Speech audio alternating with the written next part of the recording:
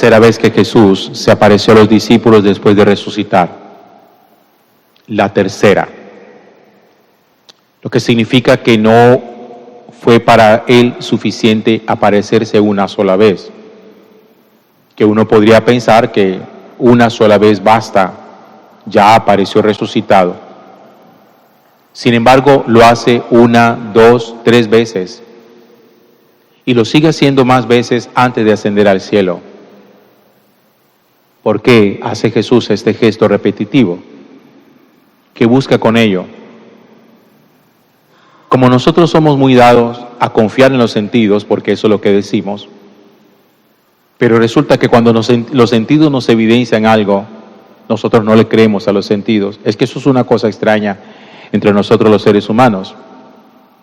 Decimos que hasta no ver las cosas no las creemos, pero resulta que cuando las vemos, tampoco las creemos. Por eso decimos también, hasta no ver, no creer, pero después que vemos decimos, lo veo y no lo creo.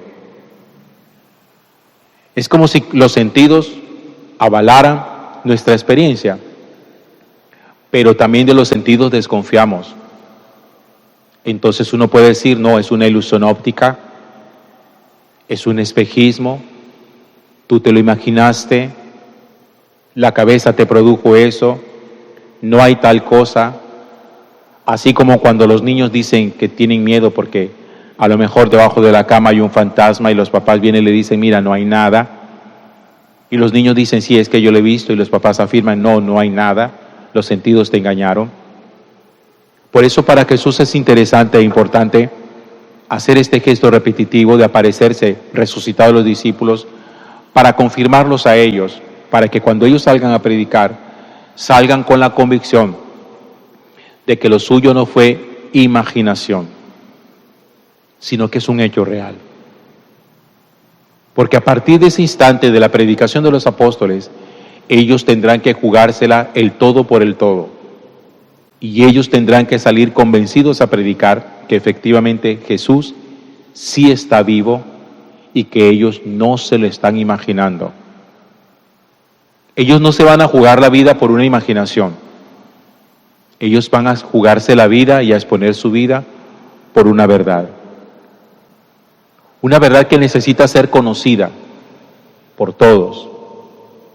Por eso Jesús los manda a predicar. Jesús les dice, vayan y anuncien lo que ustedes han visto. Vayan y cuenten que me han visto resucitado. Como se los dijo a las mujeres cuando se apareció a ellas, que fueron y se lo contaron a los discípulos. Los discípulos lo confirman con la experiencia de ver al resucitado y después salen ellos también a predicar la palabra de Dios.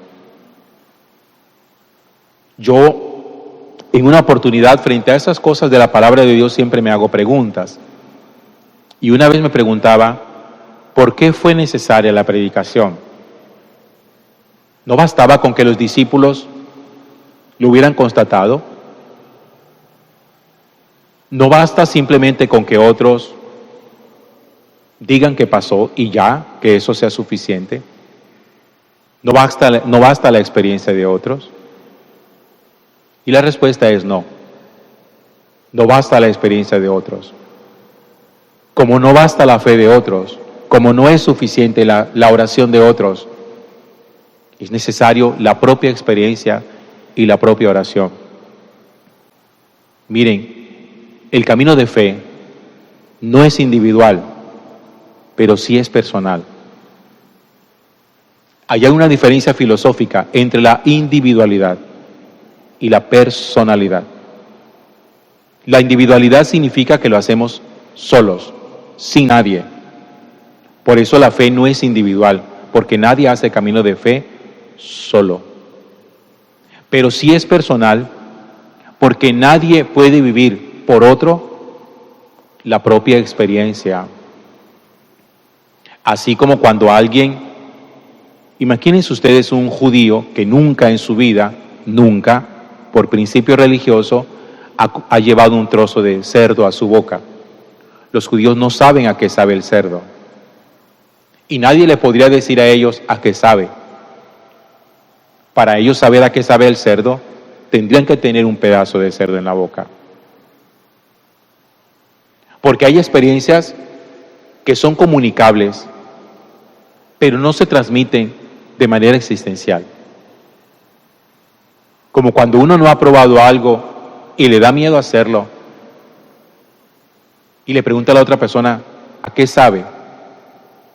Y el otro trata de darle a uno como un acercamiento, sabe como a tal cosa, pruébalo. Dice, no me atrevo, dime simplemente a qué sabe.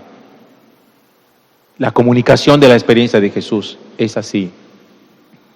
Uno puede acercar a alguien para que intente entender de qué se trata, pero cada uno tiene que hacer su propio camino. Yo he sido contrario y crítico del hecho de que uno pueda tener entre la familia personas que quieran simplemente contentarse con que haya otros en nuestra casa que crean. Los hijos que le dicen a sus papás, con que tú reces es suficiente, ya no necesitamos aquí más gente que rece, tú rezas por todos. O cuando uno le dice a la abuela, pero ¿para qué más? Si ya tú bastante camándula que tiras. Tu fe es suficiente. O cuando uno invita a los miembros de su familia a vivir experiencias de fe, retiros espirituales, participar de una Eucaristía, un grupo de oración, una pequeña comunidad, dicen no, ya vas tú. O seguro les ha pasado a muchos de ustedes que le dicen a alguien de su familia, camina, vamos a misa, y simplemente le dicen, no, ve tú y reza por mí. La pregunta es esta: ¿es suficiente que usted rece por esa persona que no quiere venir? Es necesario, pero no es suficiente. Suficiente no es, porque esa persona necesita hacer su propio camino en Cristo. Porque el camino en Cristo es personal, no individual, insisto. Pero cada uno necesita hacerlo. Por eso Jesús, resucitado, se aparece primero a María Magdalena. Pero no fue suficiente aparecerse a ella. Después se le aparece a los otros apóstoles. Pero no fue suficiente. Después se aparece cuando está Tomás, que en el primer grupo no estaba, pero no fue suficiente. Después se va apareciendo poco a poco a otras personas, pero no es suficiente. Y por eso se sigue predicando la palabra de Dios para que cada uno haga su camino en Cristo. Usted no puede vivir colgado de la experiencia religiosa de otro. Como se dice en la costa, cuando alguien no quiere poner nada para tomar trago, le gusta vivir de la gorra. Perdón la expresión, no es la adecuada, pero ahorita no se me ocurre ninguna otra. Uno no puede ser un gorrero espiritual. Como que yo no hago nada, hazlo tú todo. Reza tú por mí que con tu oración yo me voy a salvar. ¿Para qué voy yo a misa si tú vas? ¿Para qué voy a leer yo la palabra de Dios si tú la lees? Eso no es así. La oración de intercesión de unos por los otros es necesaria, pero no me es suficiente. A mí no me puede dejar contento saber que hay gente que ora por mí si yo mismo no tomo también la vocería y elevo mi súplica, mi oración a Dios con mis propios labios y con mi propio corazón. Así es como funciona el asunto. Porque el Señor siempre quiere escuchar nuestra voz. No quiere simplemente mandaderos espirituales. Mira, Señor, que te manda a decir doña fulana que la mires con misericordia porque su hijo está enfermo. No. Y doña fulana, ¿por qué no me habla? Doña fulana, ¿por qué no me dice nada? ¿Acaso doña fulana es muda? ¿Por qué me manda siempre recados? Y por eso Jesús avala la resurrección, apareciéndose poco a poco a sus discípulos y a mucha gente para confirmarlos a ellos en la fe y para que cada uno haga su propio camino y su propia experiencia. Ustedes saben lo doloroso que es tener hijos incrédulos, esposos incrédulos, mujeres incrédulas. Uno caminando en el Señor que ha descubierto la grandeza de ser un camino de fe y tener unos hijos ateos. Y uno se pregunta, ¿y yo cómo hago? ¿Lo puedo obligar? El camino espiritual no se obliga a nadie. Nadie puede meter a la fuerza a nadie en la experiencia de Dios. Este es un camino que se hace en la libertad. Y es triste cuando uno se da cuenta que desde la libertad hay personas que no quieren, no les interesa hacer camino en el Señor. Y al final, ¿qué puede hacer uno? Hacer lo que pueda hacer. Orar por ellos para que en algún momento su corazón sea tocado y ellos también empiecen a hacer su propio camino en Cristo, su camino personal, porque esto es personalizado. Acuérdense de la expresión que yo les acabo de decir, que es muy castiza, muy costeña. No se puede vivir de la gorra espiritual.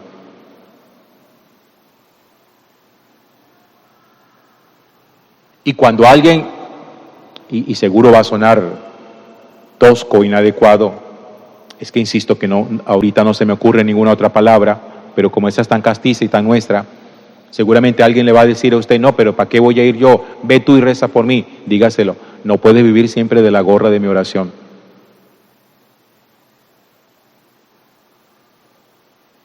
¿Y eso qué quiere decir? Que no puedes pretender que la salvación la vas a conseguir simplemente porque yo oro por ti.